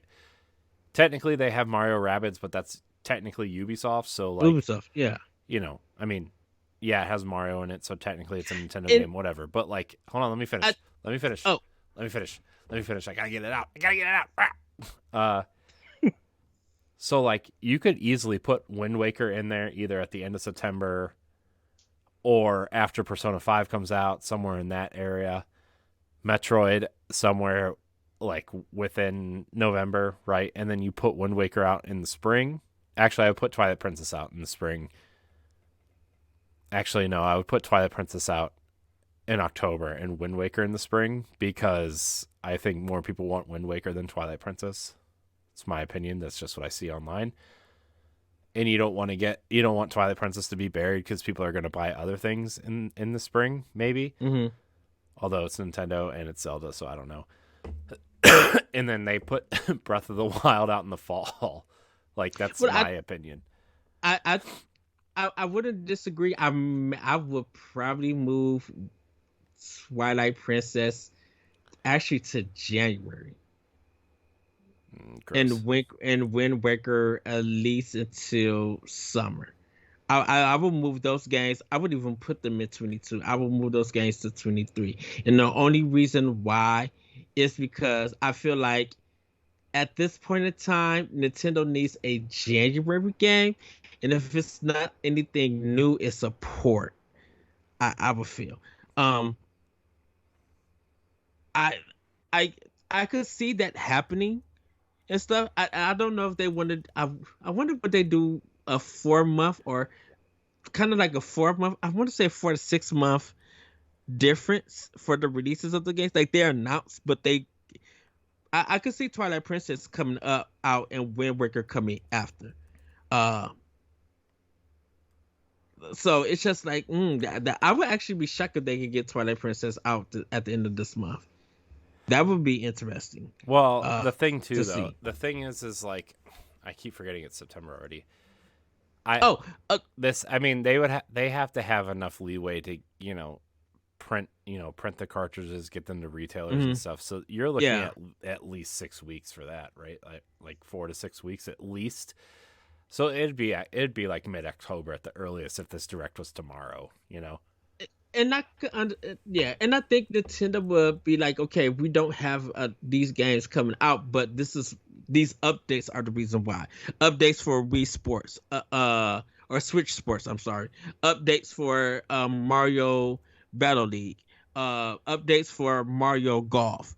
Uh, updates probably Ring Well, Fit Mario Adventure, Kart's but got a that's couple waves coming too. yeah.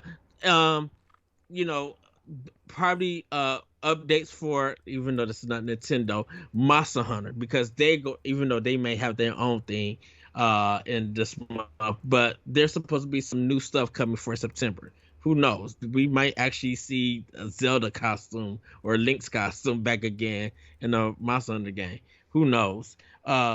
they'll probably feel like, okay, we got all of these updates that's dropping, so that's why we want to get this stuff out.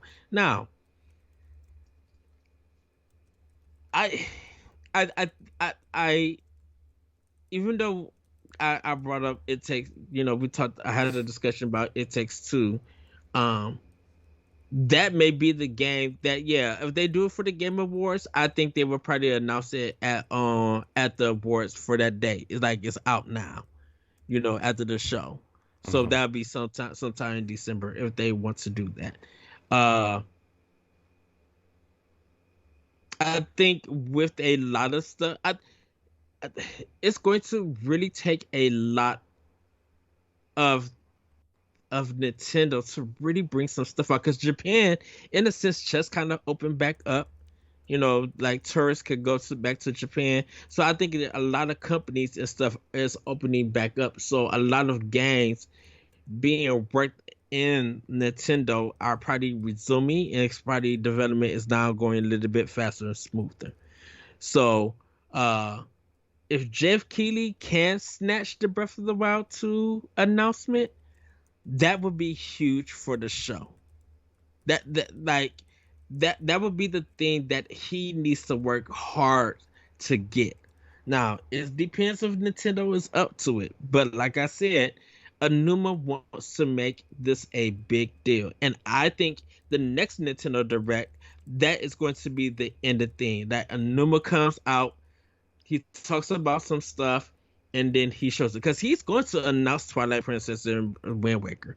That they would not, unless this is the Legend of Zelda 2 and Grezzo is working on it, and like they did Link's Awakening, that would be the only time that he's not coming out. He's going to come out and he's going to speak on these console Zelda games See, and I don't everything. think these are, Game Award. I feel like Nintendo's kind of shied away from the Game Awards recently. Yeah. Especially since Reggie left, right? Like, I feel like Reggie was like we got to do this, whereas Doug Bowser has kind of seemed to be taking a back seat in terms of a leadership Hmm. personality. It's a very different Nintendo, we'll say. Yes. Uh, I mean, not that that's right or wrong or anywhere in between. It's just they're just a different Nintendo. So I think Nintendo's just going to do this on their own. And I don't know if there's a direct after the Game Awards like there has been in the past, or Yeah. if you know. I mean, I don't Because know. I feel like the last, I think the last direct they want to focus on what they've got plans for 23. You know, uh, because that's what mostly happened with some of their directs, that if it's from Nintendo themselves, when they do their last direct, this is what the this is what the future holds Mhm. for the Switch for the next year. I Yeah, think this one, like I said, the fall and winter, if because I feel like Prime Remaster, Wind Waker, and Twilight Princess will be, not saying expected, but I will really bring joy to a lot of gamers. oh dude, That is I'm happening. telling you, man. I will find a way to. I my love for Twilight Princess. Yeah. I will play that on every single console that's available on. I own it on every single console except for GameCube, which I'm finding another physical copy. We won't go down that story road again because it's too hurtful. But like I will play it whatever console they put it on. Whatever Hmm. if they put it on a toaster oven, I would find a way to play it. Uh I think I still own my GameCube version, so I may ship it to you. no, don't do that.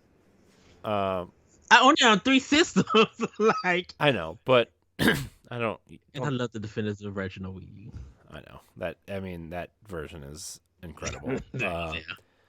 But man, see, like I will play it on whatever console that comes out on. But like, I think the shining star would be Wind Waker on an Oh OLED yeah. Switch, right? Like those colors are gonna pop, and like the music's gonna be great. And I don't know. I feel like Wind Waker out of all these is gonna be the best looking game on the Switch. Oh, oh, 150% agree. Yes. So To actually tell you the truth, I think Wind Waker will push more sales for OLED. Yeah. Oh yeah. I think it's gonna do. I think between between games like Splatoon and Wind Waker and stuff like that, like stuff that's more that lends its art style more to like a bright color palette. Yes. Like don't get me wrong, Twilight Princess is great, but that's not gonna do its the best at showing off the OLED, right? Neither. I mean, It, I don't even think Metroid Prime is gonna do that, right? Those games are very no, dark and very trying to go for a realistic atmospheric style. and Yeah. yeah. So yeah, I mean, I think Wind Waker. We'll see what Splatoon does, right? But I think Splatoon and Wind Waker are going to be like some of the best looking games on this console, hands down. At the So end of the day, if, but so I will say, even when we had that talk and you said, what if they dropped Wind Waker before God of War? Thinking about that, I think that would be the best scenario to hmm happen. That you can bring, I feel like, give me Twilight Princess this month, give me Wind Waker in November. yeah. Because October's already passed. And we don't got Well, we I really don't mean, I got would nothing else save. to. I would save. I wouldn't put them out too close together because I think people are going to get Zelda'd out. You know, Hmm. not that I mean, I would play them both back to back, whatever. But like, I think people are going to get Zelda'd out, and I don't. I want both these games to do well. So I think this is going to be well, I won't say this is going to be the struggle. If they do space them out, does Microsoft become a part of it? Not saying it's a problem or anything, because a lot of people want to be playing their games on Game Pass, but it's the planning of getting and playing games on their platform. Because I know Microsoft is going to go hard in 23. Well, I So, mean, Microsoft doesn't really have anything this fall, right? Except for maybe mhm, like they have. I think Deathloop is gonna kind of be positioned as their big game this fall, even though it came out on PlayStation last year, right? Because yes. it's already done. It's gonna be on Game Pass. That's gonna be their big push. And then I think they have the marketing deal for Skull and Bones. Sorry, I didn't mean to cough, but I mean it was probably warranted. Uh, and so Because Starfield is leading the charge for Xbox next year. yeah, but I mean I mean, I don't know. I have so many mixed feelings. I really don't have any I, feelings on Starfield because, to be honest, I don't care about Starfield. But like, I just have so many mixed feelings on Xbox, and a lot of them are kind of like revolve around disappointment because I thought like, man, Xbox is gonna have such a great console generation, and by now I thought we would have had like at least like Hellblade. I thought Halo was gonna be like, take off in a bigger way, mhm. and it kind of stinks to see like, I mean, I bought an Xbox because I like Gears and I like Halo well enough, and oh, there's a new Fable in development. There's, Hellblade's going to be cool. I just thought we were going to have some of the stuff already. And not to make this about Xbox, but like I really don't see what they're selling this fall. Like really at all, except for like cheaper boxes and Game Pass, you Yeah. know? Which I mean, great, that's their whatever. And I mean they have the what Hot Wheels expansion for Horizon and a new season for Halo and hopefully Deathloop comes out and but like I mean And play Ghostwire play Tokyo. well that's not they can't release that on Game Pass until what May because it's a year exclusive. Oh, it's a year exclusive. Okay. So But I think it's just with Microsoft, just like if Nintendo is dead for a bit in 23, Microsoft got, that's good for gamers who's going to be able to work with that schedule. I mhm. think right now, if a Twilight Princess and Wind Waker does happen within this year, um, when it does, I think that's going to be a great benefit for Nintendo and for gamers, because I think it's for a lot of people with saying that it's a guaranteed sale for them. That's going to be good sales for Nintendo. Twilight Princess and Wind Waker probably will hit 1 million plus. Wind Waker may hit it Well, faster. here's the thing. I mean, granted, Twilight Princess and Wind Waker are both way better games than Skyward Sword, but Skyward Sword only sold like 4 million. I mean, and I say only, like 4 million is a ton of copies, but like you compare that to the almost 30 million that Breath of the Wild has sold, it's like, man, you Hmm. like I think that says a lot about Skyward Sword as a game, you know. I think it's. I don't think it says more of a game. I think it's more of this has already been done compared to this is already new, and this new thing that we didn't know that we were going to get has been not only like an experiment, but it's also sold the Switch on what it means. Of course, it was also on Wii U and everything, but there was just something about that game we didn't expect. We was curious about Skyward Sword because of the controls. We never said anything else about the game itself. It was always the controls. Yeah, I mean, And I think it's that Wind Waker, I'm not Wind Waker, when Breath of the Wild gave us that experience and we're still finding out more of that experience, people are still going out to buy that game to find out. And, it's still a attach rate to gamers who are picking up a new Switch. yeah. They're going to buy it and stuff. I think Skyward Sword is just more of, oh, it's a Zelda game. I want to have it in my collection. I can't get it on Wii because I don't play that system. It's available for Switch. I'll get it just to hold on to it. That's it. Yeah, I mean, look, after I'm done with Link's Awakening, maybe I'll go back to Skyward Sword and Hmm. see how it plays because like that is a game that like truthfully really like the story. I think it's one of the best Zelda stories. I hate playing it. Like Hmm. even with the button controls, like I can't stand playing it. And maybe I'll try like the um motion controls, but like I just can't stand playing it. And so I don't know. I'll give it another try, but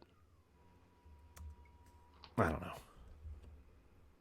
Yeah, I can see that. I can see that. It really feels that Switch will be the system for all the Zeldas. If you literally want the full experience of Zelda, Switch is going to be it because you already got Zelda 1 and Zelda 2 on NES. You got Super well, not Super Mario Land. You got Zelda 3 or Zelda: A Link to the Past on Super Nintendo. You got Majora's Mask and Ocarina of Time for N64. You got Link's Awakening, the remaster. You got Skyward Sword as a remaster. Well, a remake actually for Link's Awakening. And the only ones that's missing are the two Oracle games, Minish Cap, the four sword game, like those four sword games, Yeah, and but all of those will that, be like the on side those will be games. on some sort of Nintendo Switch Online package. Like that Yeah. that's another thing that they could totally release this fall, Hmm. right? Like remember the Nintendo 64 one was announced in September and released in October, right? So that's Yes. something they could totally do also in this direct to say, "Hey, Game Boy, blup, blup, blup, blup, blup." They could have like little Mario with the little bunny ears run out and do some stupid thing, and then they'll do their whole thing. And And I mean, the Oracle games and the original Link's Awakening and Minish Cap, like I've always said, like I think Game Boy is going to be on the $20 version, and Game Boy Advance is going to be on the $50 version. yeah, That's and I always been my thing. and I know we'll be missing like Spirit Tracks and the other DS game. Like I understand those games that we'll miss, but like for the like console ones, like kind of like the main games in a sense, Switch is going to be the place for it. And if they bring out Twilight Princess and Wind Waker, you, you got you literally got about, I would say, 75% of the Zelda series all right there. On top of having Hyrule Warriors and Age of Calamity, you know, like have that whole full experience on the Switch and everything. Now, excuse me, if this possible direct or hypothetical direct, I I would love to see what they start out with, and I would love to see what they're going to announce, because they'll probably be like 35 to 45 minutes or 43 minutes. I want to see what they do with the montages. Like what's in the montage that we don't know about, or that's going to be announced, because like I think No Man's Sky is out, I believe, or it's coming out. So that has a chance to be in the Nintendo Direct. Uh Harvesteller and Dealfield Chronicles, that might be able to come. We may see something for Triangle Strategy as an update, or we might get our first look at Octopath Traveler 2. We may get our look at Dragon Quest 12 on it. We Square Enix could be really surprising. I would be shocked if Remedy shows up with something on there. I would be shocked if Rockstar Well, give us. remember Alan Wake Remastered, I think, was actually announced for Switch at some point. Yeah, it was. So, I mean, that could definitely be happening. Yeah, they could probably be showing that, which I have a feeling that that's probably going to be in the direct. Like, if Nintendo really wants to get Remedy on board, they could show it and talk about it. That'd be cool. Because I have a feeling at I have a feeling that Remedy is going to be supporting Nintendo on their next platform or their next console. I think Nintendo is supposed to be like, okay, let's get our console up in power, so we could get some of these big third parties. They've seen the success with the Switch. There's a possibility that same success could consider on our next console. That's just my theory with that. Maybe CD Projekt Red brings something. I think CD Projekt Red could bring the old Witcher series, like 1 and 2. That could drop on Switch. Yeah, I mean, The Witcher 2 is already done and out. Like Microsoft, I think, published that on the 360. Mm-hmm. Although I think CD Projekt wants to self-publish. But I mean, I don't know about The Witcher 1. I mean, it would be for a completionist sake, maybe, but like The Witcher 2 is actually a pretty okay game, right? It's not an open world game like The Witcher 3, but it's a pretty decent RPG, Yeah. And we haven't even touched down on the Embracer Group. And Embracer Group might not be in this direct, but I think they're going to be in future directs. Well, yeah, I mean, they have so many games. Like, yeah. Look, they have what, 140 studios now? Yeah. Like, their games are bound to end up on Switch at some point, right? So, like, especially like HD remasters and remakes. So, yeah. Which is crazy because, like, I know a lot of people don't like the Embracer Group because, the internet says you're not supposed to like them, but I actually like a lot of the IP that they owned. And don't forget, they own Deus Ex and Tomb Raider and Thief and Legacy of Kain. Like, a Legacy of Kain collection would be... If they pop on that mug with Soul Mover and they said you could download this game right after the presentation, I would be shocked if the eShop don't crash. Yeah, like, yeah, I say that a lot and it doesn't happen, but I'm just like, a lot of people are... When Portal 1 and Portal 2 the Portal collection was happening, people were just like, wait, what? Because everybody at that time was talking about Portal 2. People who loved Portal 2, I should say, was shocked that was happening or in anything. Heck, Valve could come in and literally just kick Twilight Princess and Wind Waker's tail. Like, they could be like, yeah, we're bringing the Half-Life episodes 1 and 2, and guess what? Half-Life 3 episode 3 is going to be exclusive to Switch and Steam. Time exclusive. Yeah. If they were, even though that would be nonsense, that it would never happen, watch Twitter just have a meltdown. So should say social media. Social media would have a meltdown. I would be looking at Nintendo Live to be like, what the world is going on with everybody said, because that's going to be the trending.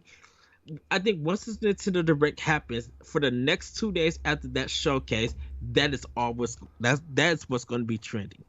Besides some of the memes or whatever, because I know someone's going to take some of the game memes from there and everything.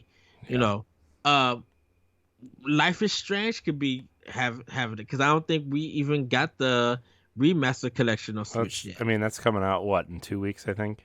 I think so, probably. So, I mean, I don't really care about all that. I care about Zelda. You know, like I care about what Zelda is doing, and I hope that, you know, I hope if there is any games coming to the Switch that I like truly want, it is those games. You know, in terms of ports.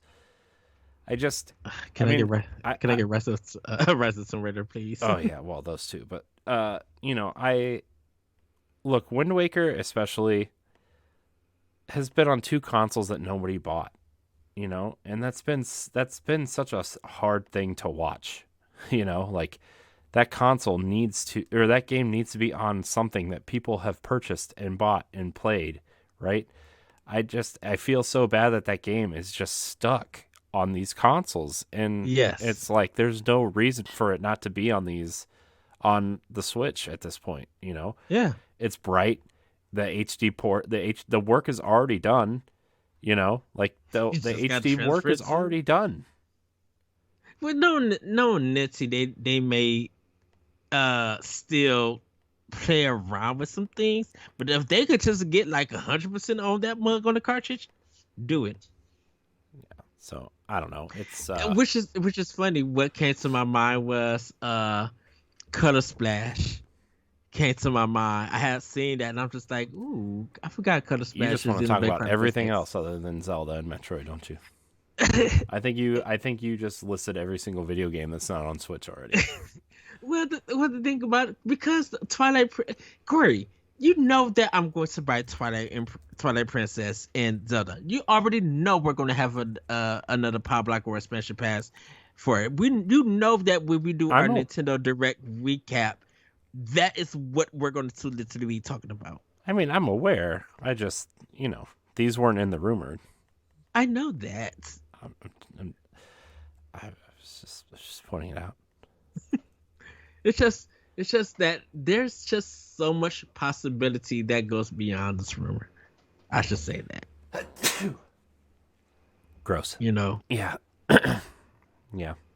Because I like when we talked about Metroid Prime, we were just like I said, put it in December. When the project Callisto Project Protocol happens, wait a week or two, drop Metroid Prime Remaster.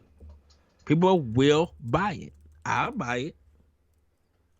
Yeah. I mean, shoot, since y'all all want to do space games for the next umpteenth months, you might as well Nintendo just throw out Prime. I would love to see that beautiful world remastered and running on Switch. Yeah, me too. I'm hoping that. I'm kind of shocked though that it's not going to be the whole collection in one thing. You know, depending on who's working on it, yeah, because I think the main team at Retro is focusing on 4 and everything.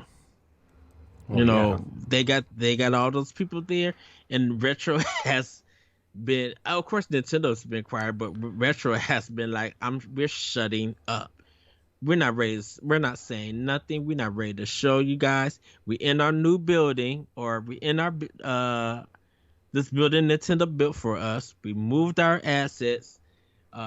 We are in this game. We probably got everything designed. We're not ready to go yet, but we have been in the trenches. We have been working on this game. Thanks for the love. Thanks for the support. Thanks for the rumors. But we're not saying a darn word. We're working on this game. Yeah. Yeah. So And shoot, one last thing. Shoot, Retro probably uh breathed a sign of relief because Metro Shred came out and was receiving good numbers from Mercury Steam. So I don't think it's put retro pressure on Retro. Retro be like, you guys are focusing on Metroid. Good, focus on that Metroid. Let us work on this I one. would I would actually love to see another 2D Metroid. So like after Link's Awakening, hmm there's 3 games on my list to finish at this point. One is Skyward Sword. One is Metroid Dread, and what is the other one that I had on my list that I was going to finish? Um, Was it another first party game? yeah, Well, you I did. I forget. Oh, Mario 3D World. I need to finish those last 2 levels. Okay. Uh, so like yeah, but I really like Metroid Dread, except that I feel dumb when I play it. So I mean, I really think that game did, and it brought Metroid back from the dead, essentially. hmm Like it really did, especially 2D Metroids, right? Like I think this is what people want, and I think people got more than they expected from Metroid Dread. Are there things I would have changed? Yeah, there's like some quality of life things that I would have changed, or just something that would have made it easier for people who don't play Metroid games, right? Like me. Uh Although I did download all the 2D Metroid games onto the Wii U, but uh I think the next one, I think just because this one did so well for hmm them, that I think they're going to look at it and say, okay, this was for the hardcore Metroid fans. How do we get more people into Metroid?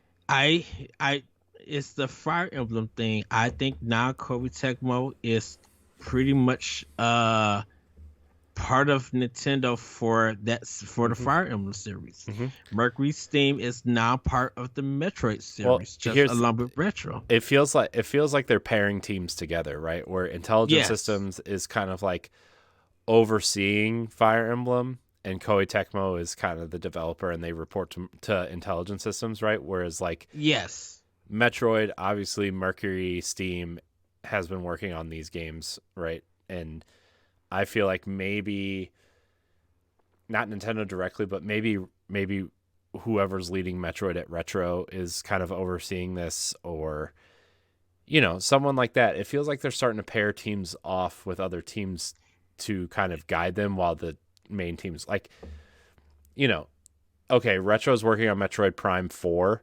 so they're kind Yes. of overseeing the development of Mercury Steam, right? And Intelligent Systems was working on Paper Mario, but they're also, you know, looking over Way Forward with Advance Wars, and Koei Tecmo with Fire Emblem, Fire right? Emblem. So, Yes. I think that's really smart, and I think that keeps Nintendo It hands on enough, but hands off enough. and I know Nitty. Well, I don't know Nitty personally or anything, but if Nitty is smart, if they see Mercury Steam in trouble financially, I really feel like they're going to acquire them. Yeah, And I don't think it's going to be a loss to Microsoft or Sony, but I think if Mercury Steam feels like they're financially a problem and everything, and Nintendo gets them, uh, I know they're going to be like, hey, I know now you guys gonna probably make us the Metroid developers, but we also want to do something else. But I think Nintendo's just like, we see you guys have your own vision and creative freedom, and we respect that. As long as we could be supportive with you guys and partner up, and we bounce ideas and everything, we could, you guys would be all right. We could continue to work together, you know. And I think that's the same thing even with Platinum Games. It's that Nintendo's just like, we work well together. You know, if you guys get brought, there's nothing that we can do about it. If we finish the contract, and we wish you guys the best. Yeah. You know, when Nintendo sold Rare to Microsoft, you know, people, some people were happy, but Rare has been a hit and a miss and stuff. Yeah. But but I think when you look at Banjo Kazooie coming on and Smash, it reinvigorated a lot of people with about Rare. And yeah, Rare has a Smash hit with Sea of Thieves, which is awesome. Uh, but now it just shows that man, people kind of miss Rare on Nintendo Well, yeah, compared to but them. Rare was the Nintendo 64, right? I mean, Yeah, you know, even earlier for that, they just Rare wasn't part of Nintendo, but they were making Nintendo games until the N64. yeah, You but know, but I mean, you look at the Nintendo 64 catalog. Like Rare was a Nintendo 64. Rare, Banjo Kazooie, Donkey Kong, 007, Blast Core, Gemini, Jet Force Gemini, yes. Conquer, Perfect Dark. I'm sure I'm missing a couple more, but like, I mean, Why did I feel like they did 007? they did. I said GoldenEye. 007. Oh, okay. Uh, and like, man, Rare was everywhere on the Nintendo 64, and Yeah. I mean, for that system to be out for 5 years and Rare put out what 8, 9 games, Diddy Kong Racing, uh, which is the best kart racer on the 64. It's just and then you move on to GameCube and you're just missing that entire catalog. Yeah, okay. EA put out some pretty decent 007 games after that. Like Agent Under Fire, Nightfire, and Everything or Nothing are pretty good, right? And Mm-hmm. GoldenEye Rogue Agent was okay, and From Russia with Love was okay. Uh, but like we didn't get Perfect Dark, and we got a pretty We didn't get Killer Instinct. no, and we got Star Fox Adventure from Rare, right? Which Mm-hmm. was a decent game, but also not the Star Fox game people wanted. And so, those games that I'm naming, like you take those away from Nintendo 64, like, yeah, Nintendo put out some great games, but like, you think of Nintendo 64, like you're thinking Rare. You think of Ocarina of Time, you think of Mario 64, you think of Mario Kart, and you think of Rare games. Like that's what you think of when you like They initially. they had that magic of making hit games. Yeah. And it just felt like when it got to GameCube, I don't know if it was because of the people that left Rare or what, but that magic felt like it was fading. Um, and that was a different business for Nintendo at that time Yeah. because to see them sell Rare to Microsoft, that was huge. Mm-hmm. Like no one, un, to me personally, I didn't know nothing until I got that issue of EGM when it was in the big news section, and it was like Nintendo sells Rare to Microsoft. I screamed in my house when I read that as a kid. Because we didn't have the internet. We had EGM, like I said, EGM was the Bible of gaming and Game Pro and Game Informer stuff and other places. But EGM was the thing. And to see that head news, it was just like, how in the heck did they know about it, but none of us knew about it? Mm-hmm. You know. Mm-hmm. So I'm excited for this direct. I'm excited to see what. Speaking of Rare, Okay. sorry, before you continue, I'm actually shocked there's not some sort of curated version of Rare Replay on Switch. Or like, Rare Replay Deluxe with like Donkey Kong 64 or like the Donkey Kong Country games or Diddy Kong Racing, like, or Donkey, those games are like pretty iconic, right? And so I don't know. I'm actually shocked that like with how good of a relationship it seems like Nintendo and Microsoft have had. Yeah. I mean that relationship seems to have faded a little bit in terms of the public eye, but like Rare Replay would have been like the perfect Switch game. Well, I think it hasn't faded. I think it was just that when Phil Spencer said we're not going to put all our stuff on every certain platforms and everything, it was that thing that, well, we're not asking you to put all your games on your platform. We're actually now just asking you to put out some games. And I guess Rare Replay wasn't expected or wasn't requested for a lot of people due to the fact like stuff like Ori and Cuphead was like major on Xbox. So uh that kind of took, the steam away from Rare Replay, because in all honesty, there still is a chance that Rare Replay could come to Switch. There is, if I feel like if Microsoft and Rare really needed some sales or something, they would have did it. But I think Sea of Thieves is too successful, and for Rare, they kind of feel like, we done missed that boat. It's a little bit late for us to do anything. We want to focus on Everwild. I think that's the name of the next game. They want to focus on that with Sea of Thieves, and push that out more on Microsoft. I think Rare was happy to see how the reception for Banjo Kazooie happened. So now that gives Rare like a chance to be like, well, we can revive this game. Yeah, it won't be on Nintendo, but it'll benefit us to get people to come to the Microsoft platforms to play it there, whether it's on PC or on Xbox. You know, with Yeah. Rare Replay, I think it's just like it's so much oldness there. Um,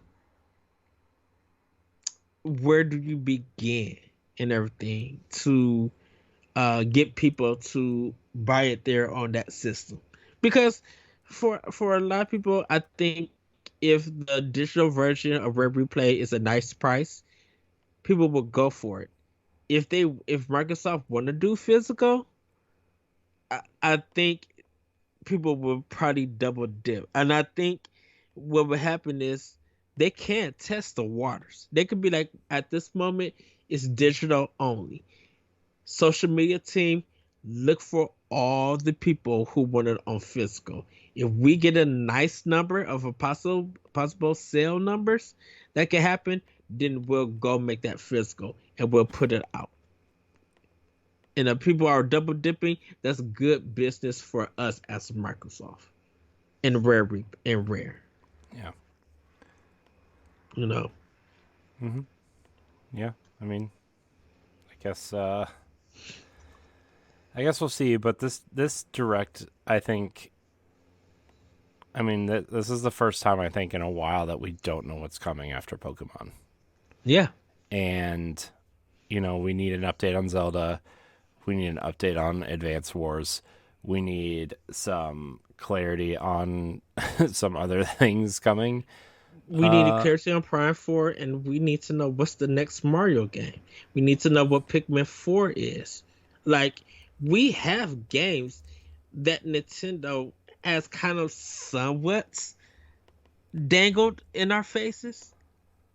So, but those for first party references, those are big.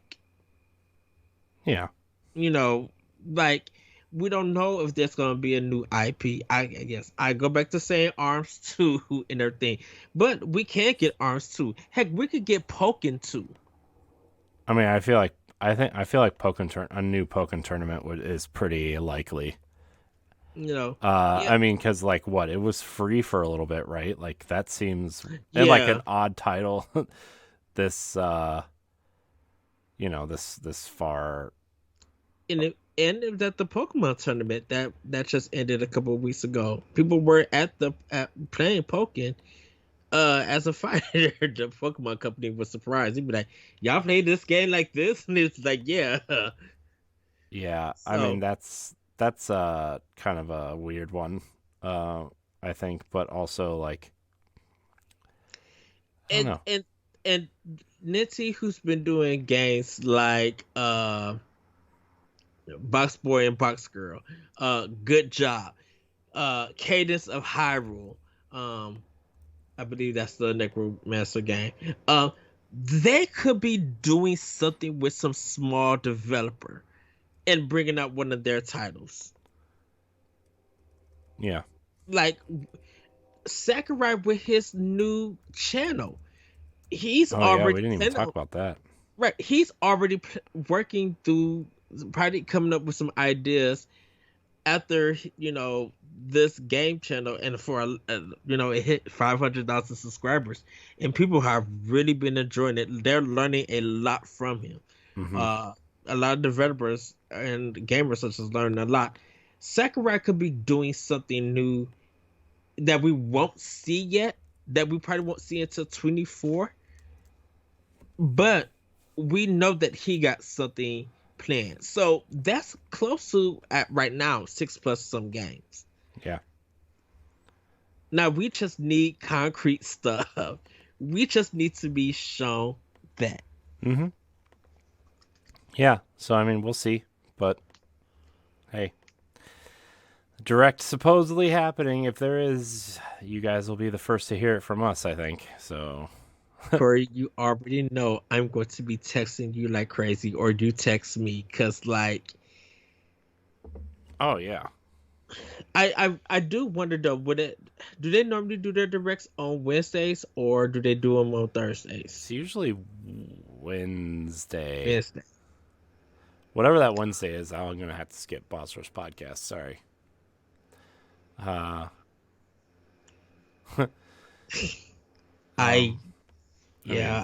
would have to be like, look. Dude, the best case scenario would be for it to happen the week you're off. Oh, yes. And which I feel like that's what's going to probably happen. If it does happen and it's the week that I'm off, y'all do not call me. Don't send a smoke signal. Don't even text me. I am busy because I'm going to just be. To me personally, I'm probably going to be on cloud 9. With like, I don't feel like I'm going to be disappointed or let down. I'm probably going to be shocked to be like, wait, they're doing this. Wait, they got this game. Oh, this is the date. Okay, they're doing pre-orders. Corey, are we getting this game? What are we doing with this? Are we getting this controller? I can't get the Splatoon 3 controller from Best Buy yet because it's not up for ordering. I know, and it not. Sucks. I know. Boo. I get the game, and they sold out of the Splatoon 3 Switch. Yeah. Fine. Well, that seems pretty, Yeah. But yeah, any more thoughts? Because I think we probably spent an hour plus of this. We're actually at 2 hours and 7 minutes, so Okay. I think it's probably time to wrap it up. Yes. Well, everybody, we're gonna leave it right there. Corey, thank you for that doc mode for our talking into the direct. This is important stuff, man. Zelda, Metroid, other things that Ed brought up. We didn't even talk about all the indie stuff that could be shown off, like the bigger indie stuff. Look, that's a whole nother indie direct that's probably going to be happening in October. I'm not ready for that yet. Everybody want Golf Story too, so. And who knows? We might get Untitled Goose Game 2 in this Nintendo Direct. Oh no! Don't give me that. Nope. Pass. We're Get going me out to of here. say Nope. we're going to save all of that. Ooh, I would love though Shredder Revenge DLC. We'll see. Yes. But that's going to be it for the show. Corey, where can we find you? You can find me at I am Corey HD on Twitter and Instagram. You can find me on the Boss Rush podcast. All of the Nintendo Power Block content, and if you like Destiny, you can find me on Tower Casuals. You can find me on Standard Definition, various things on the Boss Rush Network, all that stuff. Yes, you guys can find me on Twitter at that Retrocode and on Instagram at the Retrocode. You can check more of my writings at bossrush.net. You can check more of Nintendo Power Block and Expansion Pass on our YouTube page, Boss Rush Network, and you can support the show by becoming a Patreon producer and get your name shout out. I know Shovel Knight Dig is coming out, so hopefully by the time what day guys, is that? I think it's this week. I think it's Tuesday. Yeah. More Shovel Knight. Even though it's a roguelike, I don't like it, but it's Shovel Knight. So I'm going to suffer through it for you guys. I am buying it, and we'll probably be talking about it next time. Um, Last but not least, we're going to try to have Grayson on for Splatoon, but we're going to wait a week to bring him on. We all want to spend time with Splatoon 3, and then I will bring him on and we'll have that episode with him. He knows about it. He's excited to come on, and then we got some other stuff that's in the pipeline for you guys. But with that, everybody, have a great week. Have a great weekend. Hopefully you had a great Labor Day weekend. Corey, thank you for this episode that we were able to record just before Power Block. Yeah, it was a good discussion. I'm glad we got to, because we weren't, like I said, we weren't going to have one, but now we do, and I'm glad, because I don't like missing weeks. So, especially for this shit. Yes, that is true. Well, with that, everybody, have a great week, have a great weekend, and we'll see you next time on Nintendo Power Block. Bye, everybody. Woohoo! Goodbye. Yes.